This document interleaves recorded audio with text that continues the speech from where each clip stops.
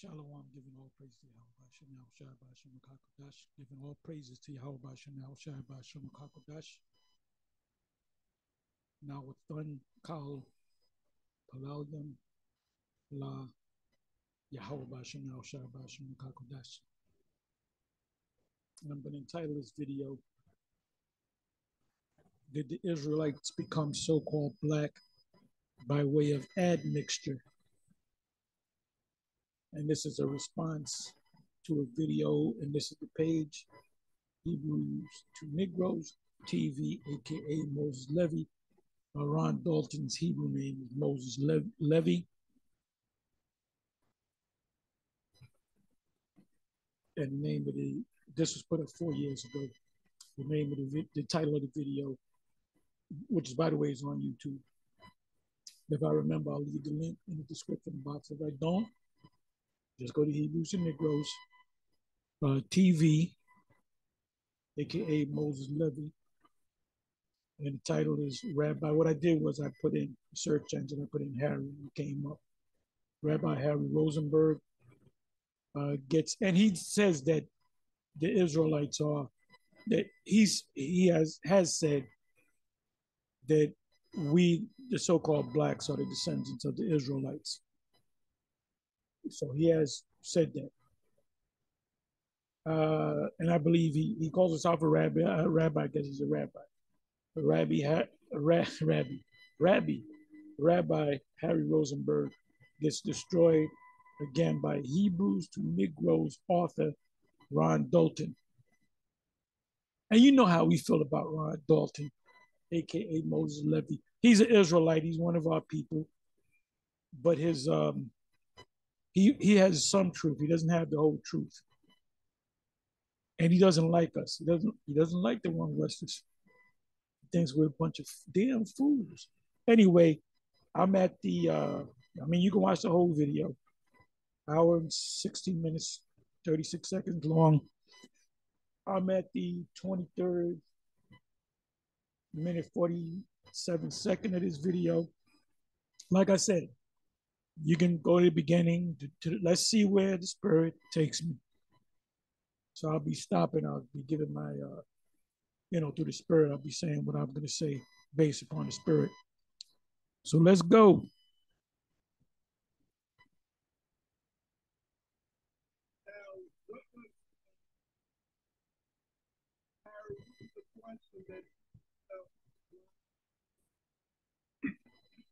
All right, thanks for giving me the platform.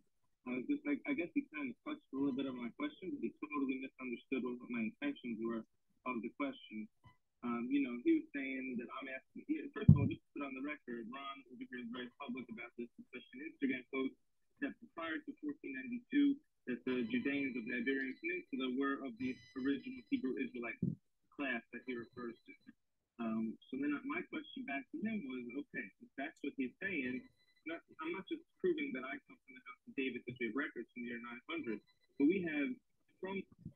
So you just heard what Rabbi Harry Rosenberg said, that he's a descendant of the house of David, going back to 900 BC. Is it possible? Yeah, anything's possible because of admixture. And I don't think he can prove it. I don't think he can give you a record that links him back to the lineage of David. He looks like an Edomite to me, but is it possible that he could be an Israelite? Yeah, Israelites look like every nation. So you're going to have Israelites looking like, as we call them, small hats, for obvious reasons. So I can't say no. I don't have a copy of his record. I don't know if he made it up. So it's a question mark there as to whether he's an Israelite. Like I said, you can't look at a person and say, oh, he's an Edomite, he's an Israelite, because he looks like an Edomite or he looks like an Israelite. Remember the multitude in Revelation 7 and 9. So let's listen on. Let's say the year 900 to 1400, not just records of Spain. We're talking the Judeans of Spain were the advisors to the kings on the Christian side and on the Muslim side.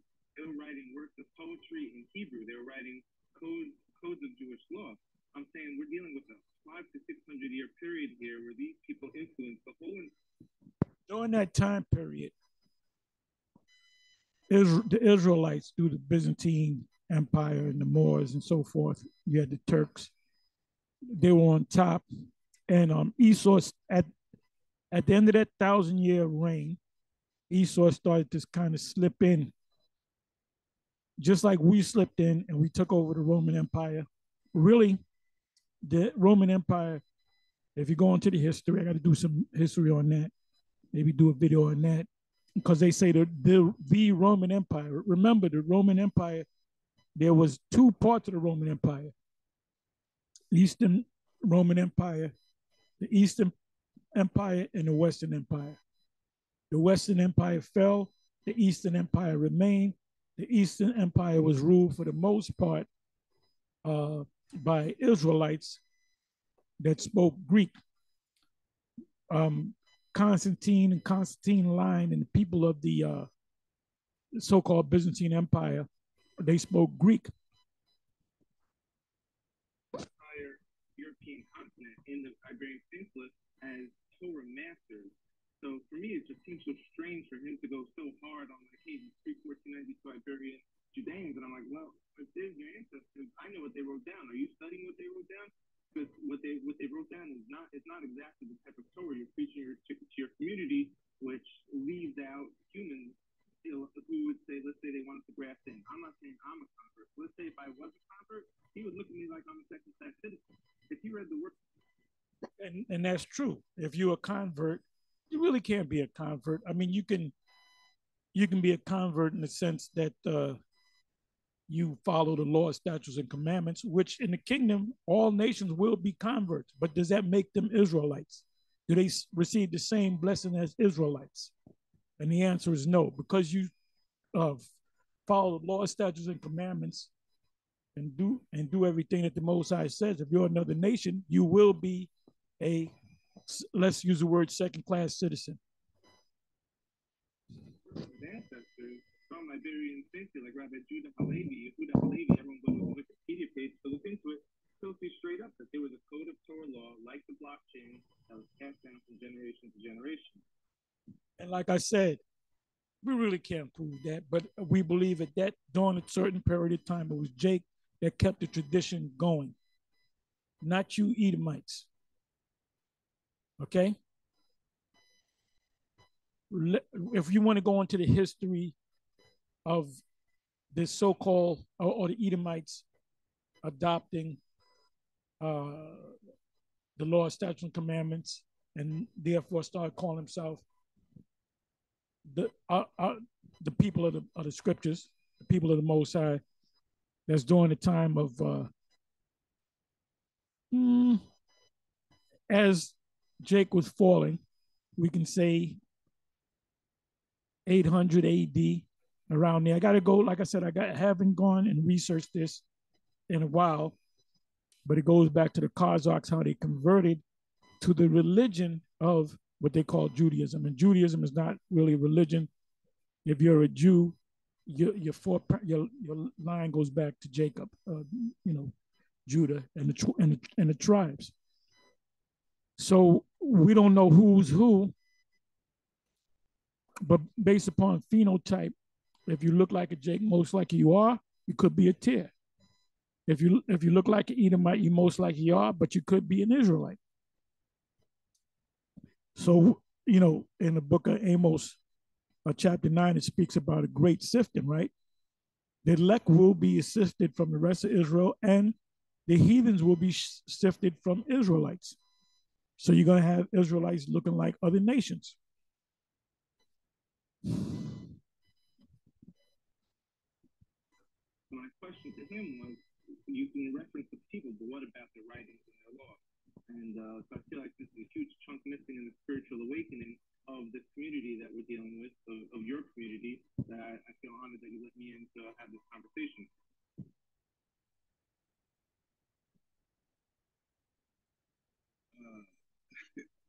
Well, this is the thing I gotta say. And Harry knows the truth. When you, Harry, the children of Israel, when they were in Egypt for 400 years, did they? Would it be safe to say that they mixed with a lot of the Egyptians and the Cushites that lived in the land? There's one example. Two.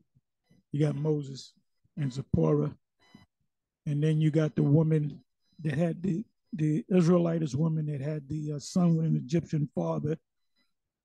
I don't know the percentage of mixing.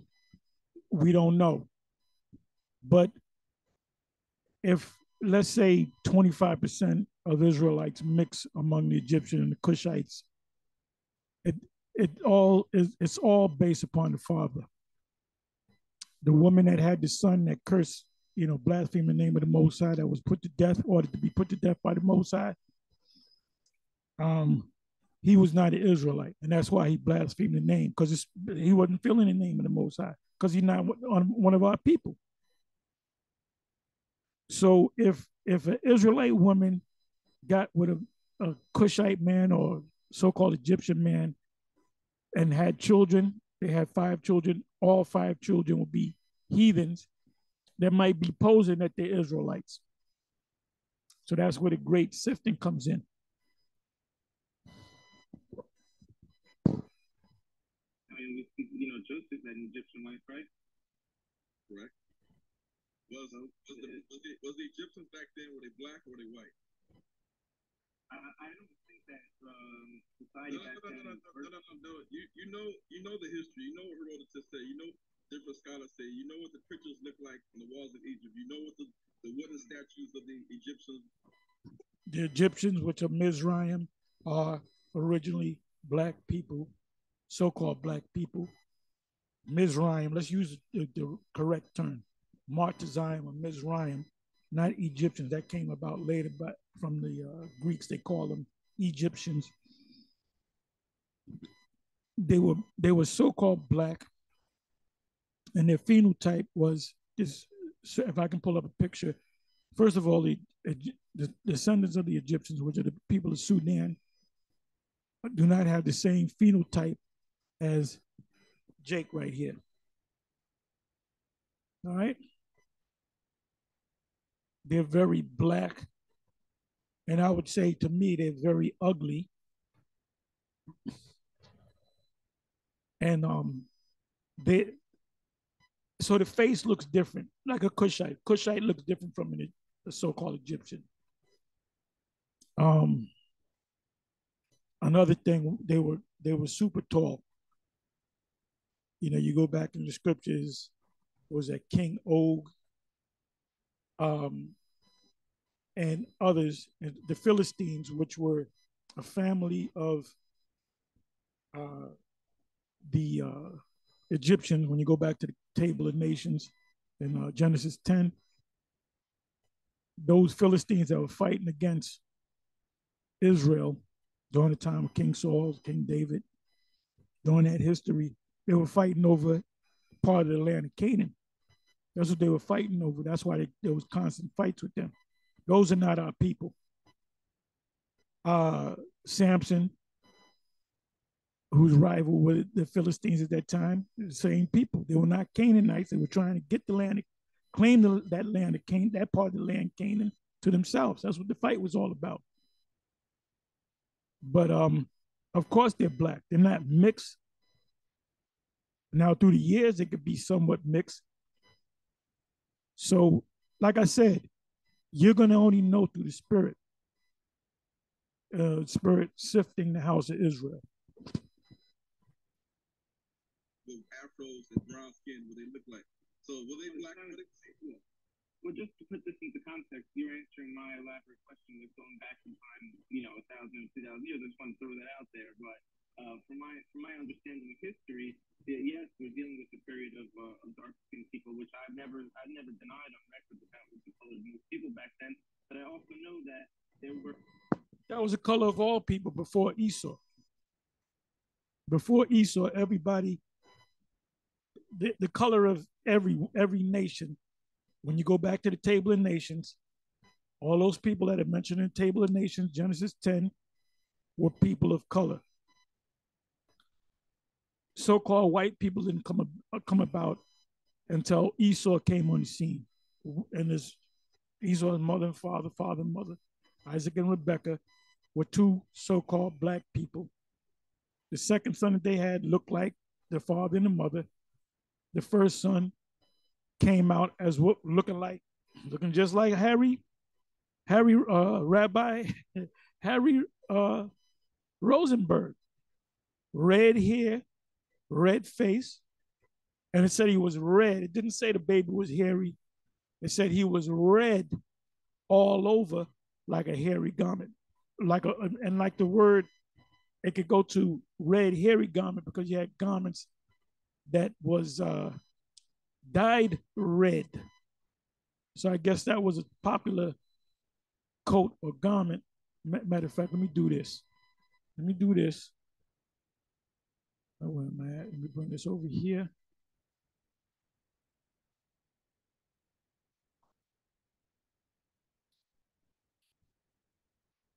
Dyed red.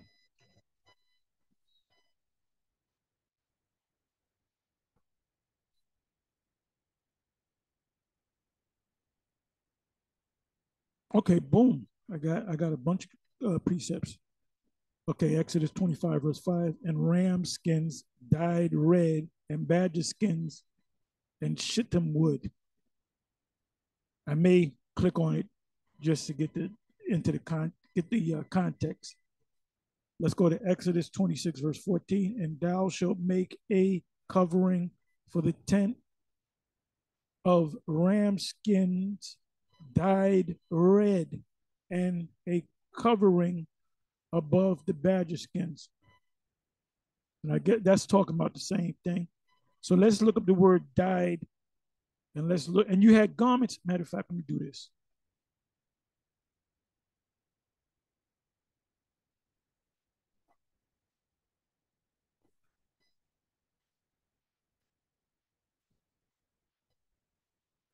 Let me try this.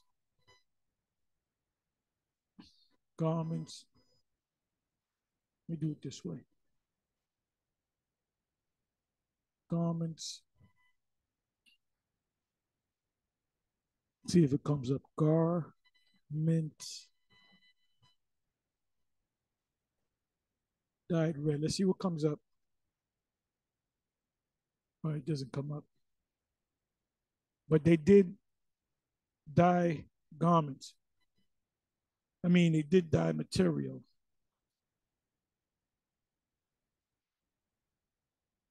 So let's click on this. Okay.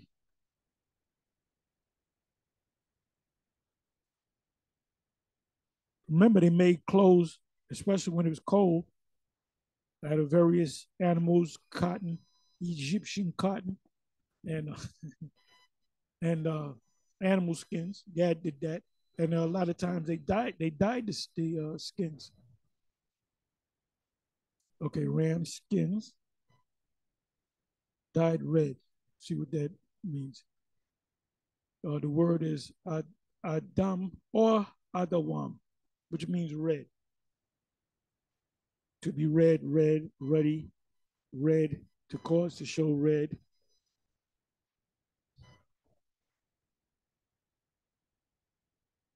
So it would be safe to say that back when Isaac and Rebecca and Abraham, and during that time period, it's obvious they wore garments. So did they dye those garments? Yes, most likely they dyed their garments.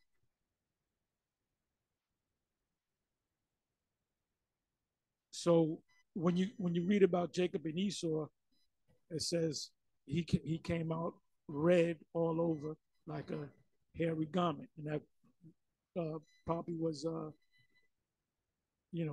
Let me bring this back.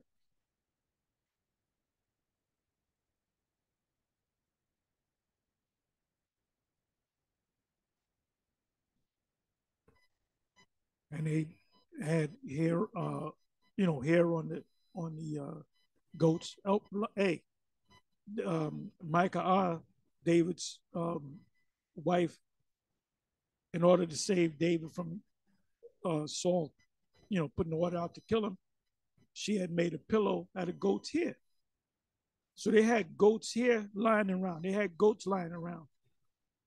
You would make garment from the goat's hair. You would make garments from the sheep's hair, sheep's, lambs. So when they saw Esau, he said, "Man, he looks like a red garment that you dyed." So he was super red. Okay, so let's come back over here. And you can see that this guy is clearly red. He's like a light, his beard is straight up red, like a hairy garment. But you can see his face. You would call it pink. It's a light red. Pink is a derivative of red. So he would look like an Edomite. Societies that had mixed colors because your color didn't determine your standing in society. It was rather your class, maybe on your wealth, etc. So you would have had an ancient Roman or ancient Greek, maybe very influential, high-profile, dark-skinned people who had powerful positions. And I'll speculate over the last, 1,000, 2,000 years that may have been the same in Egypt. But let me go again. We're dancing around the point. Yeah, but you had Egyptians. You had the higher class, you got upper and lower Egypt. You got the pharaohs, the kings of Egypt, and then you had the lower class. That didn't mean that, oh, because of his complexion he's a high. No, because of the line that he came at it. I'm trying to really solidify here for your viewers who, when I'm not on the line, you can kind of speak about me and what I said, what spin the story your way. But now I'm here in front of your face and I'm calling you out. I hope you can hear it. I can only get this thing so loud. You're right. So what we're gonna do is because you like to dance, and you like to say a lot of mumbo jump, but wait, Harry, listen, Harry. The sons of Ham, were they people of color? Were they black? Were they people of color? Were they black people? Were they, yes or no? That's the question. We're gonna get to the bottom of this. Were they black or were they white? The sons of Ham.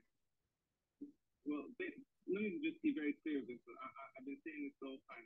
Irregardless. I just answered the question here. Say yes or no. Were they black or were they white? You should know this.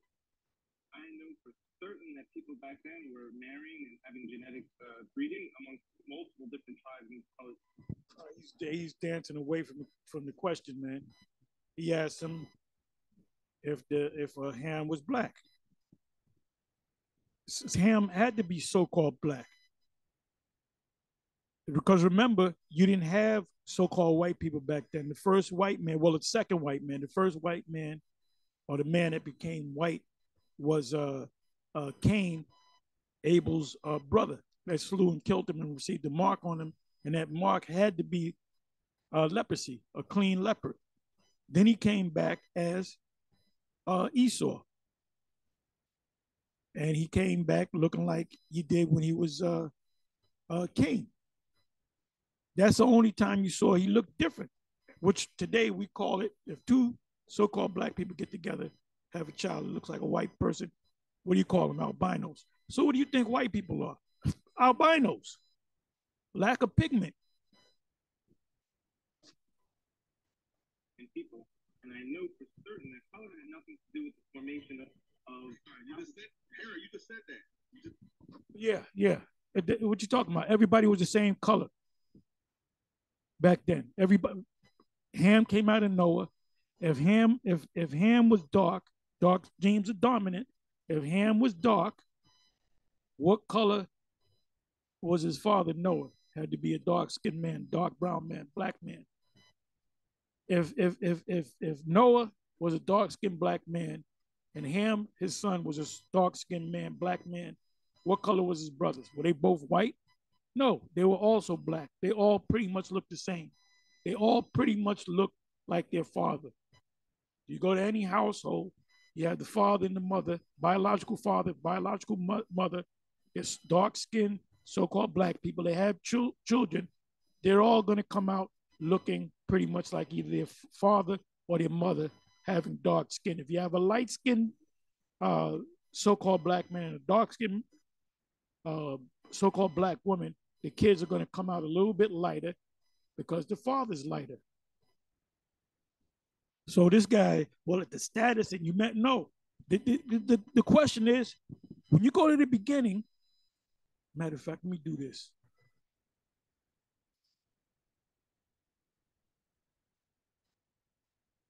Genesis 10. Genesis 10.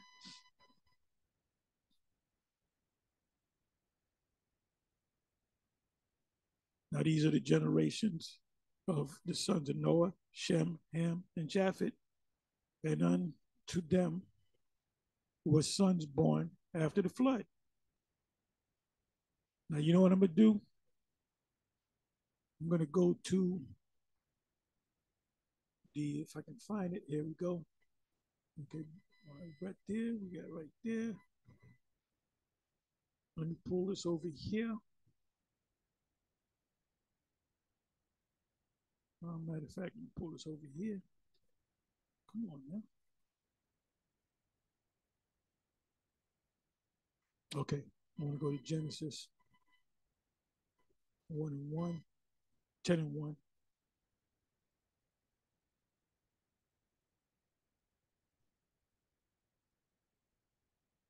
Let me see. Boy. Let me put in the word black. Black. Nope. Let me put in African. Nope. Not going to tell me too much.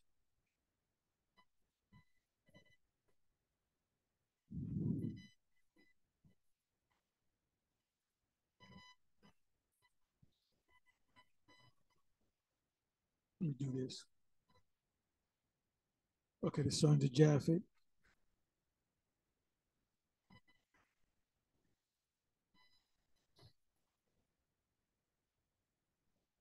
Okay, let's go to 6. Okay, and the sons of Ham, Cush, Mizraim, Put, and Canaan.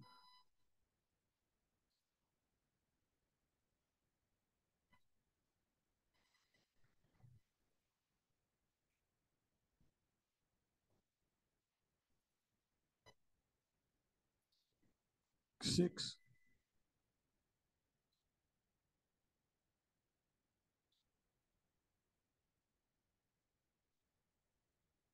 This is how you research. Cambridge Bible for Schools and Colleges. The sons of Ham. The race described as the sons of Ham are first traced in the most southerly regions. If the name has any connection with Kemet, and you got them guys, son that it calls using Kemet, right? Which Kemet just means hum, and it means hot. The native name of Egypt, it is noticeable that it has here applied to the parent stock of people not only in Egypt, but also in South Arabia, Phoenicia, and Syria, because you had Canaan. Canaan was not in the so-called continent of Africa. Ham is used as a synonym for Egypt. Right, and I give you the scriptures. Give you a bunch of scriptures. The land of Ham, that's what it says, the land of Ham. Israel also came into Egypt, and Jacob sojourned in the land of Ham. And that word Ham goes back to Cum, where you get Kemet from.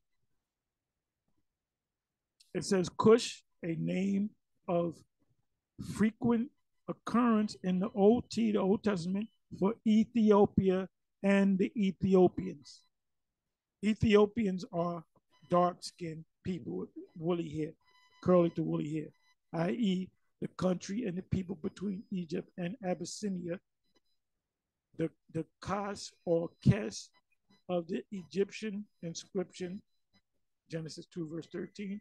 Mizraim, the regular Hebrew name for Egypt. The Assyrian Mosar, the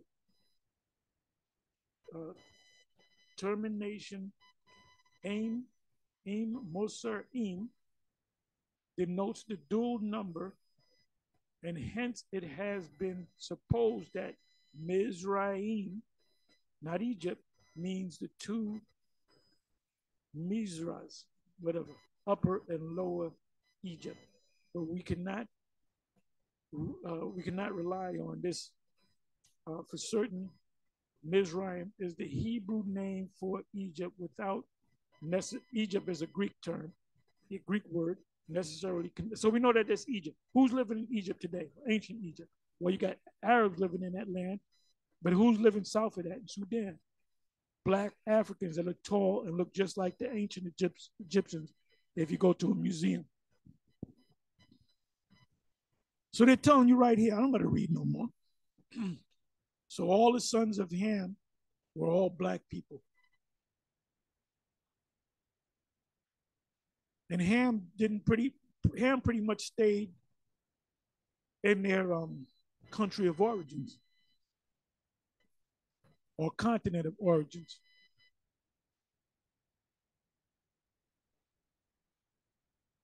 So let's listen to a little bit more. Just say that here. You repeat yourself. What color were the Cushites? The Cushite Nubians, the sons of Ham. What were the Cushite Nubians? I'll say it like this. In my world, you know, they were so-called black people.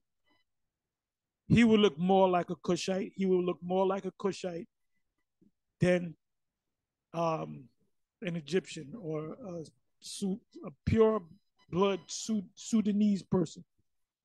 Manute Bol is definitely descended directly from the ancient Egyptians, and there was not too much admixture going on. Look that word up. Scholarly debate. When you ask me a question, you would have to say what point you're going to try to prove. Okay, I'm going to show my point. Basically, I'm going to prove to you from the time before the Exodus to after the Exodus, before the Israelites had a king, King Saul, before they had King David, before they had King Solomon, that the Hebrew Israelites in those days were people of color. They were not the Ashkenazi part of Jews. Therefore, I don't care what you say about the XLR from 900 AD. If you could trace your lineage back to King Solomon, King David, then you're basically saying something that's impossible, because the people back in those days, around 1000 BC, around 900 BC, they had just literally not within 500 years got out of Egypt and were wandering around the wilderness. Then they went to the land of Canaan. In the land of Canaan, they were mixed around with the Canaanites. They were told not to get with the Canaanites. Don't have your sons marry their daughters, and don't have your daughters marry their sons. That's as a matter of fact, I'm gonna go to it. Now, was there some mixing going on? Maybe 5%, maybe 3%. But Israel in the wilderness stayed among themselves. There are a few examples of them actually mixing. So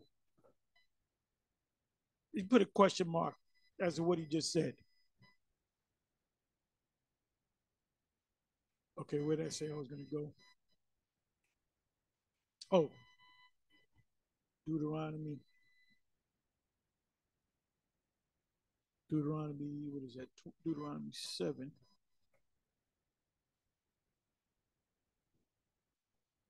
The Most High wanted a pure nation of only Israelites. If you really want to get technical, tribes are supposed to marry among the tribes. Gad was supposed to marry among Gad. Judah was supposed to marry among Judah. Now, did it happen where you had Judah marrying outside of the tribe? Yes. And there were certain laws on that dealing with the inheritance if a father only had daughters. Okay, so we know all this. Moses said to go and kill them. The Jebusites, which are all Canaanites. And when the Lord Yahweh, thy power shall deliver them before thee, thou shalt smite them, kill them, and utterly destroy them. Thou shalt not, which is racism right there, or nationalism. The Lord said, when you see these people, just kill them. Just kill them. Thou shalt. Now you might say, well, what about the Ten Commandments? Well, the Ten Commandments, the word thou shalt not kill is the word murder. This wasn't murder. They were just killing them. Thou shalt make no covenant, no agreements with them, nor show unto them, nor show mercy unto them. Neither shalt thou make marriages with them. Thy daughters thou shalt not give unto his son, nor his daughters shalt thou take unto thy son, for they will turn away thy son from following me. So the Most High didn't want an admixture. He wanted Israel to be pure.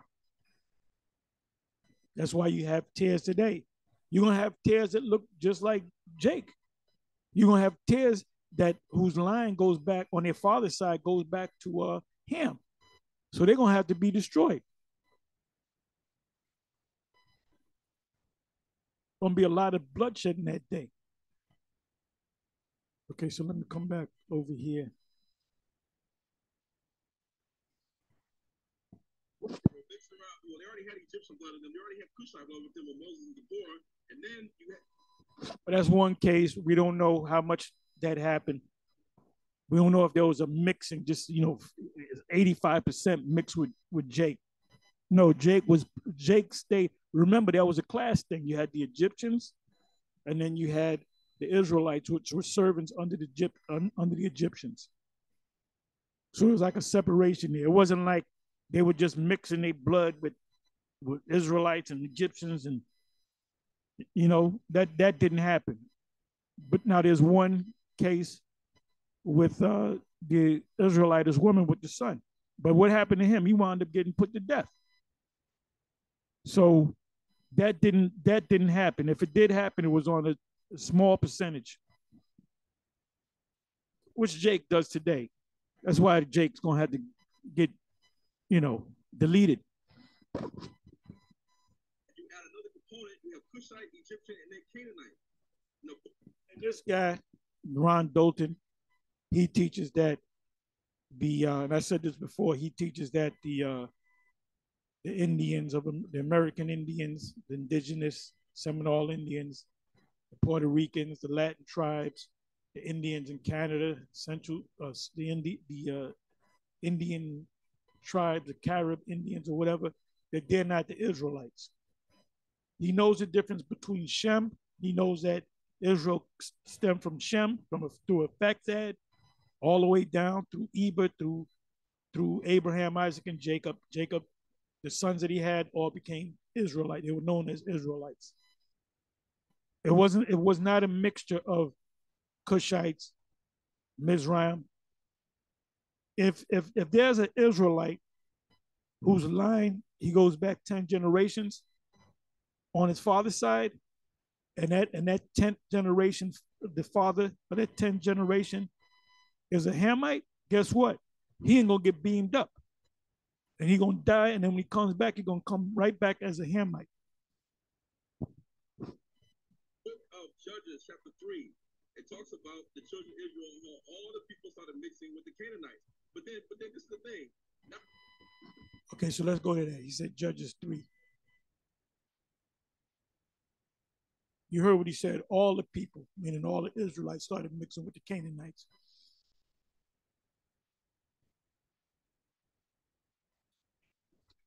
Okay, let's see if it'll come up. Can they spell it right?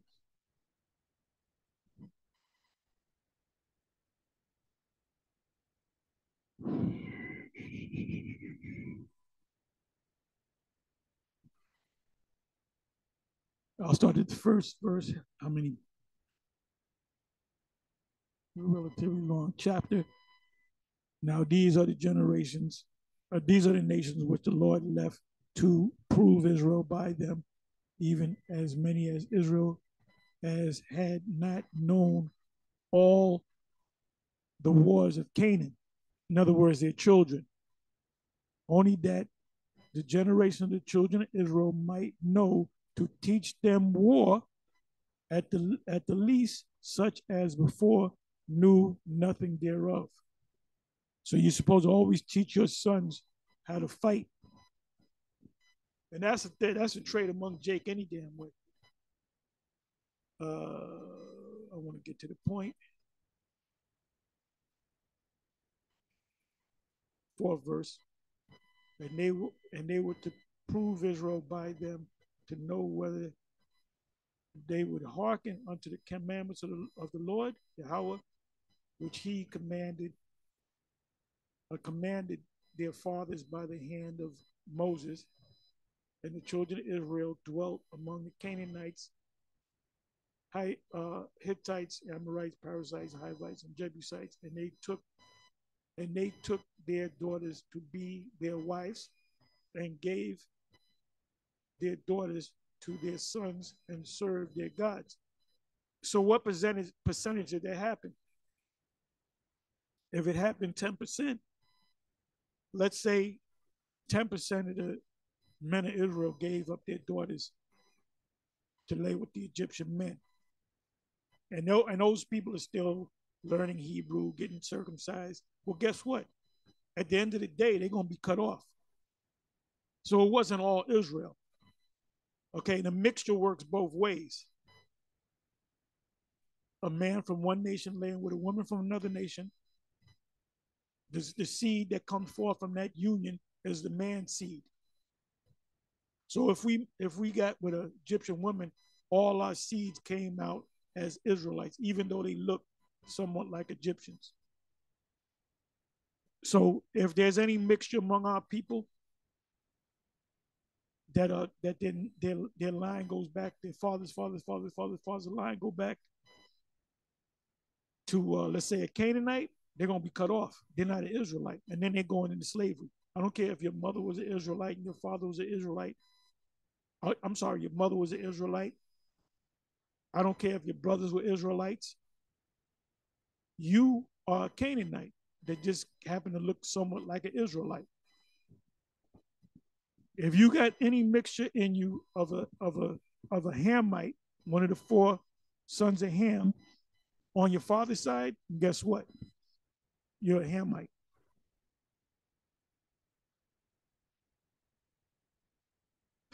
To the time of King Solomon, King David, before you even had any sieges from Babylon or Assyria.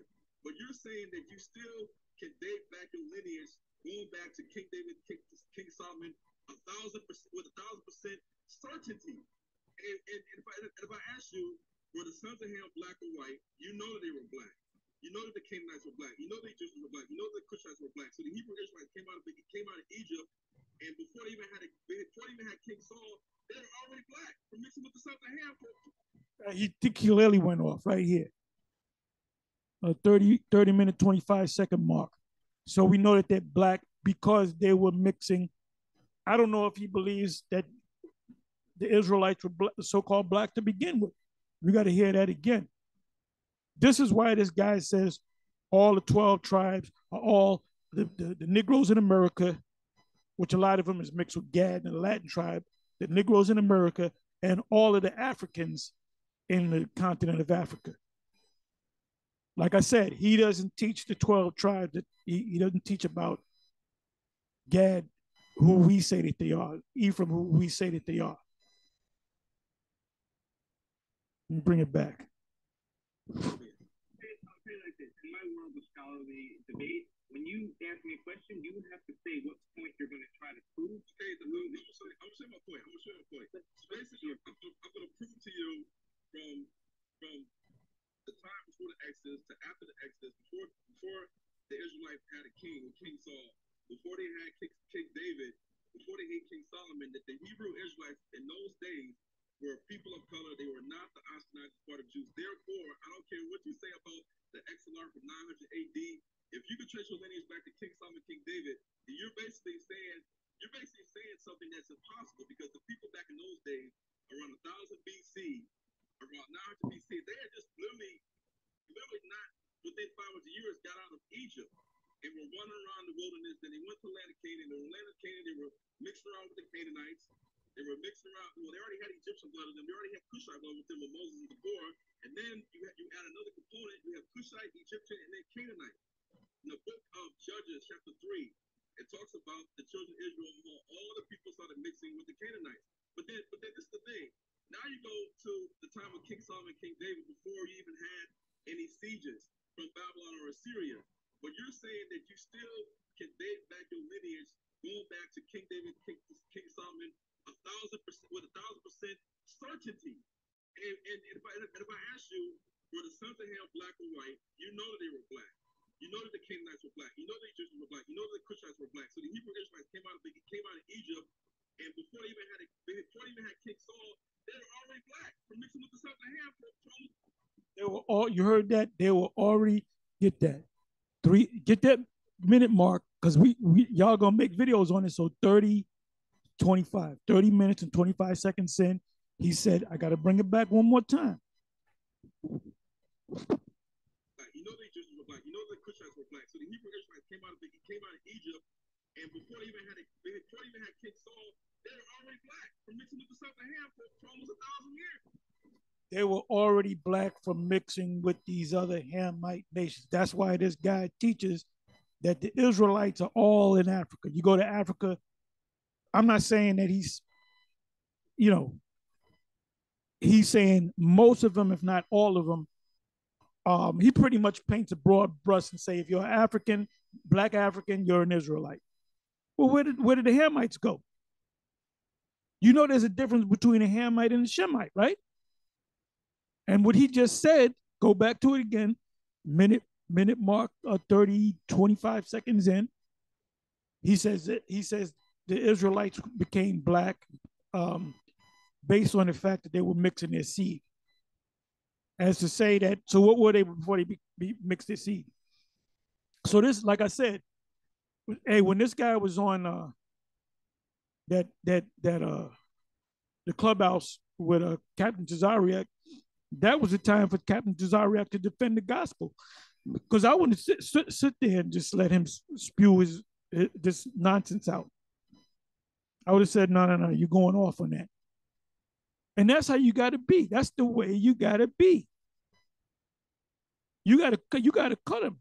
As soon as they say something that's not in tune, in harmony with the scriptures, somebody says, well, Edomites can make it. Certain no, they can't make it. There's nowhere in the scriptures that say that. Well, if you go to this scripture, Cornelius was an Israelite. You gotta be like the gunslinger in the West. Whoever pulls the gun quicker wins, right? So that's how you got to be. As soon as they come with this mess, you gotta jump on them, man. That's why. Why do you think we jumping on this guy, Ron Dalton? We're picking him apart, man.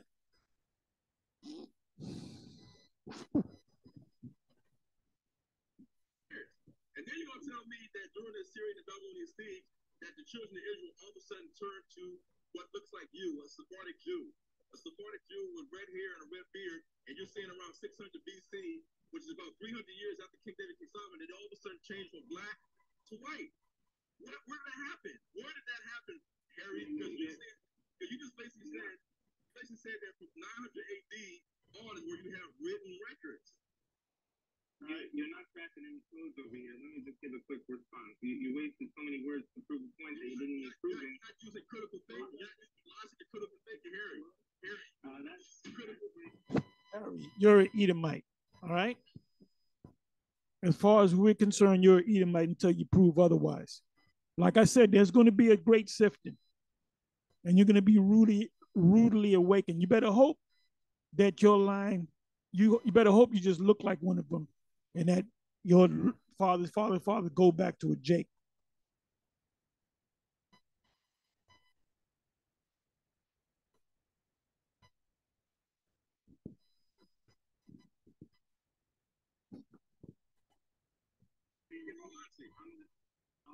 I'll dissect your thought right now and let you know that you're very wrong. First of all, you don't need to prove to anyone to waste time to say that the children of Israelite weren't white originally. If you look at what Judah the Prince wrote down 2,000 years ago, he was an don't give a fuck what Judas the Prince said.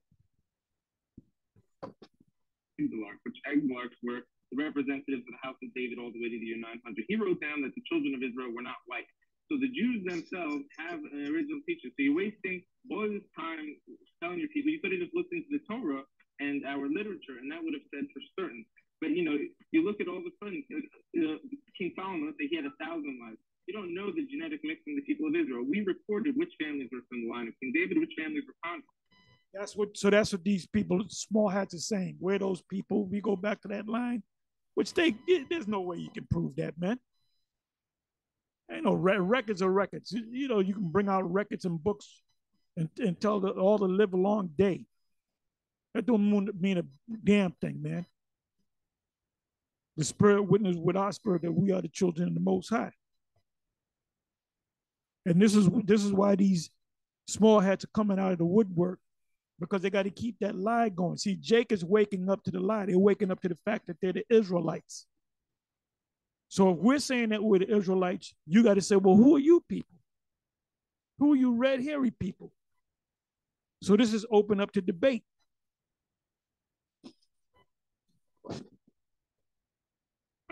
There was, yes, Greeks and Israelites were having relations in the Mediterranean area. And yeah, and the Israelites went into Africa. And yeah, they did go towards Iraq, and they went towards Syria, and they went towards India. They went around the whole world. This narrative that only you and your friends could be part of the house of Israel. This demon, Rabbi Harry Rosenberg, thinks he's an Israelite. He's a direct descendant of Israelite. He thinks he goes back to King David. I find that hard to believe. You better hope that you go back to at least Israelite on your father's side. And another thing, you small hats teach genealogy based upon the side of your mother, which I believe you got that from the Talmud, man. So, hey, the Most High use Yay, and Kyrie to open this thing up, and he also used Ron Dalton to open this thing up.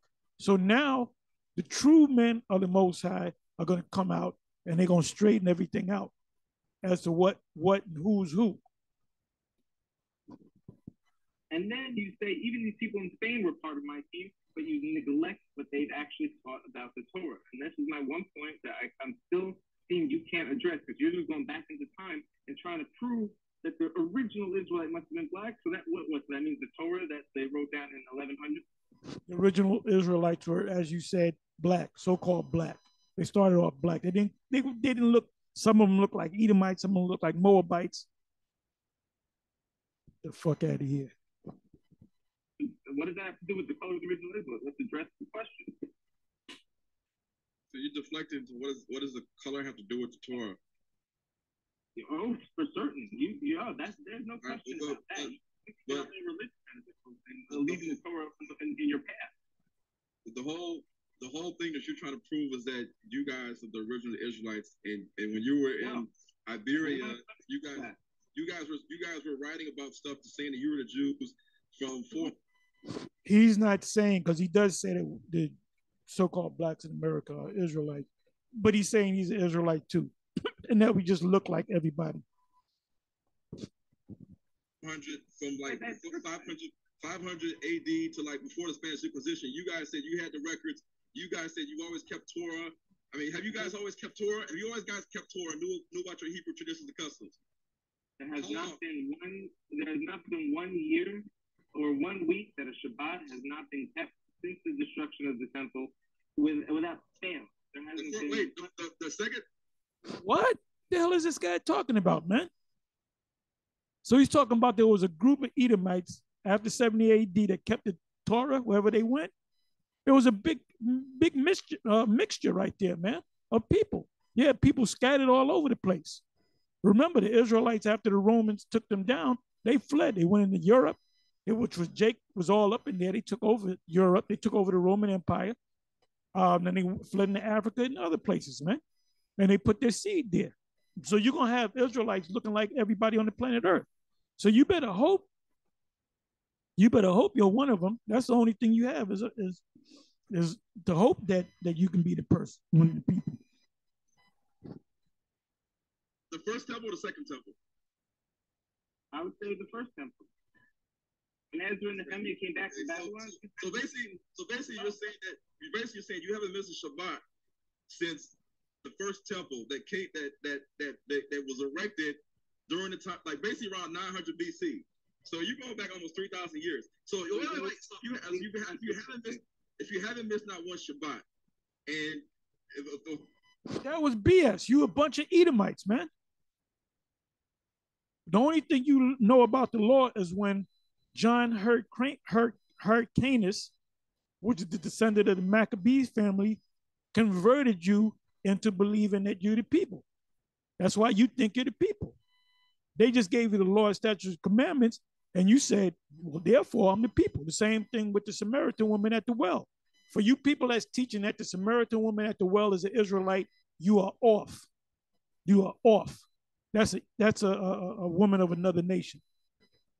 And the Lord cursed her out.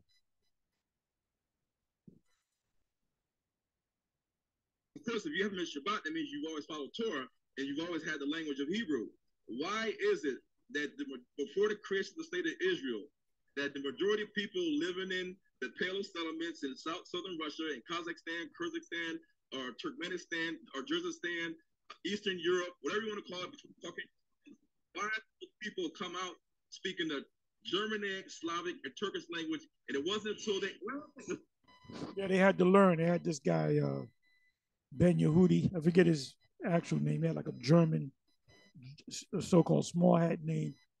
And he came to the conclusion, I did the research on it, did a video on it a couple of years back.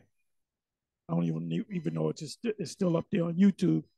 But he came to the conclusion that the original Hebrew language is what the Arabs speak, the Ishmaelite language, which is Arabic. He said the original Hebrew language is Arabic. I'm not going to look it up for you. You can look it up for yourself. So this guy's jumping on the bandwagon that these people that look like him, they just kept the law from the Babylonian, when the Babylonians, Esau burnt down the temple. They just kept the law.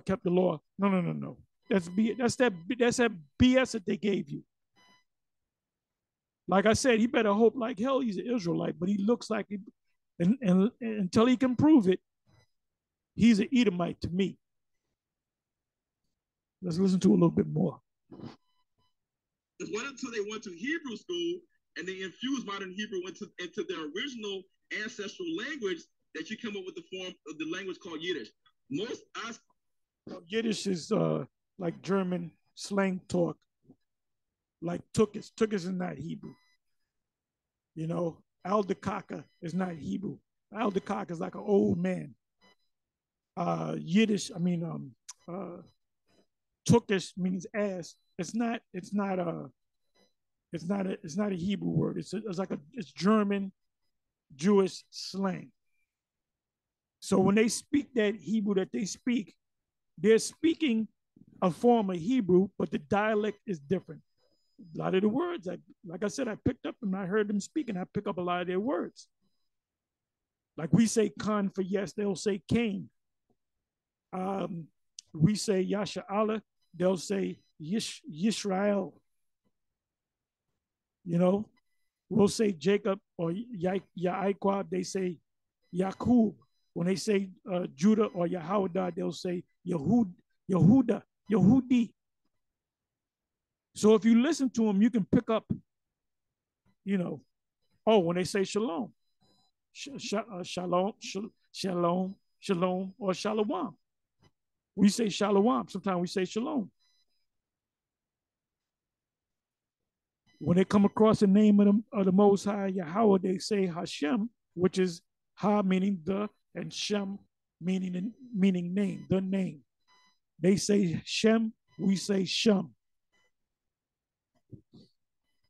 They say, how do they say Abraham? Abraham, we say Abraham.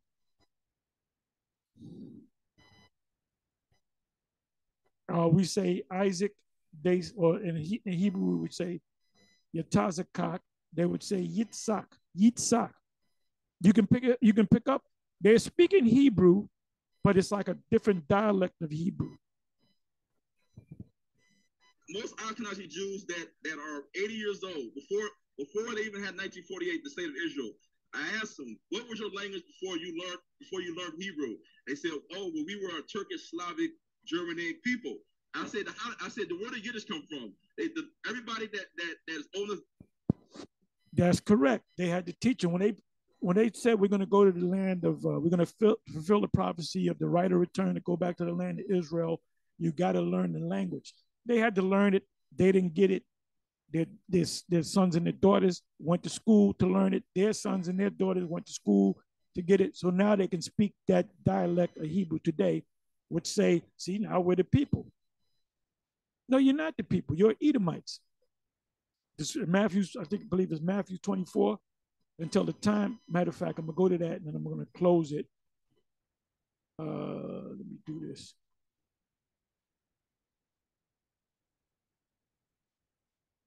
The time of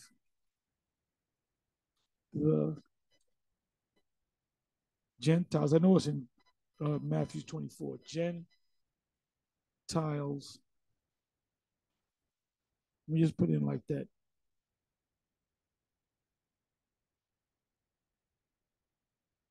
Okay, let me do it this way. Matthew 24. Matthew 24.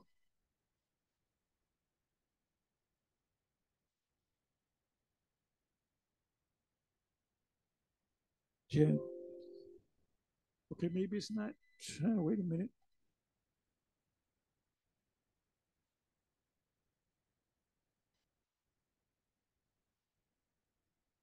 Gentiles.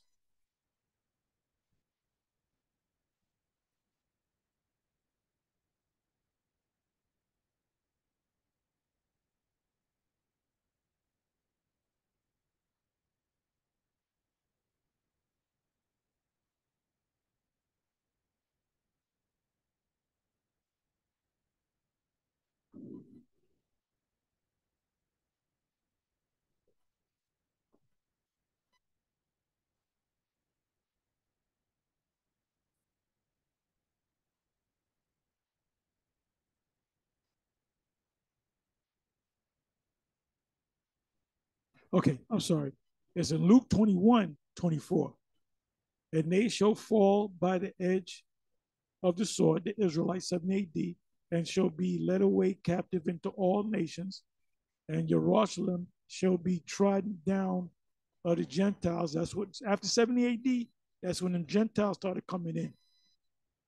Yeah, you got a movie called The Kingdom of Heaven with this guy, Bloom, forget his name. It was period piece that we saw, the whole camp saw. And it was a fight over Jerusalem, the city of Jerusalem, over the so-called Christians, which were Israelites that converted to Christianity after the Messiah, and the Arabs. So they were fighting over that place called Jerusalem. So when the Israelites were outside of Jerusalem, you had heathens, the Ishmaelites.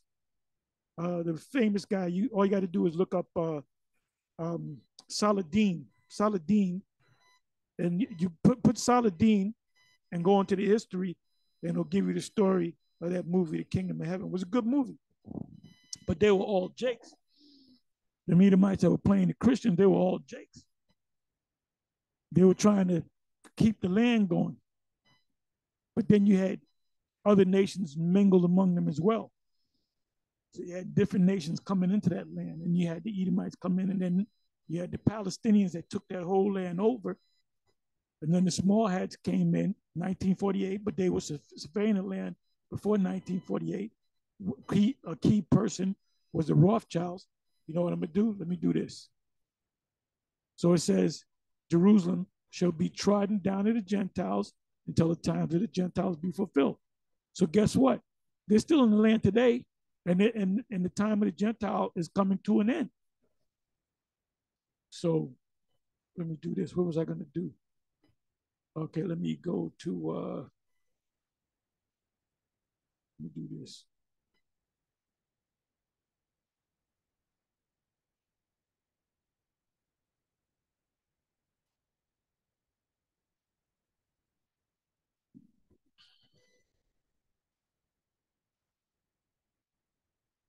The Rothschilds and the State of Israel.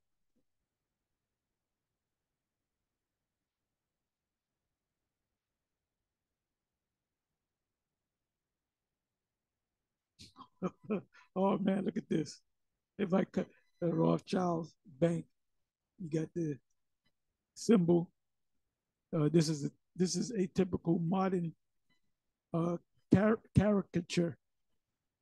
Britain, ISIS, Al Qaeda, CIA, the land of Israel, Boko Haram. So I don't know who put that together. Let me do this here. History of the Rothschild family. This is some good stuff. They go back to 1763. Maya Amschel Rothschild joined brothers in family trading business. A movie on YouTube called The House of Rothschild. You got to. That's a good movie. They go into the. Let me see. Go right here. This is Jacob Rothschild, and these are some of the other Rothschilds. World Jewish Congress. Okay, this is what I want to do. This is what I want to do. I'll go to all. The Rothschilds also played a significant part in the funding of Israel's government infrastructure. James A. D. Rothschild financed the Knesset building as a gift to the state of Israel, and the Supreme Court of Israel building was donated to Israel by Dorothy Day Rothschild.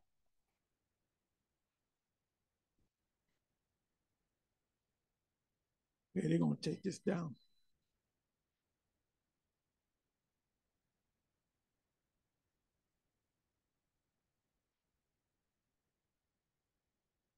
I'm not going to go all into it.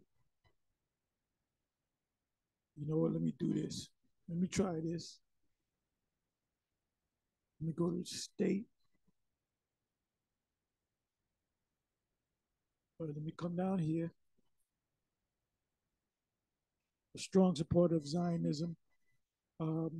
Edmund's work in Palestine is Edmund Rothschild, Edmund D. Rothschild, with settlers in Palestine because it was inhabited by the Palestinians way back in 1930.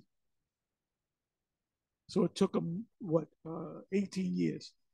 A strong supporter of Zionism, his most outstanding achievements were involved in responding to the threats facing the Jewish people in Europe in the late 19th century, going to that whole Hitler thing, World War I, World War II, by supporting massive land purchases and underwriting Jewish settlements in the land of Palestine and Israel. Edmund's large donation lent significant support to the movement during its early years, which helped lead to the establishment of the state of Israel. So who was there before them? The Palestinians. So they had to push the Palestinians out, and they said, okay, you get half of the land.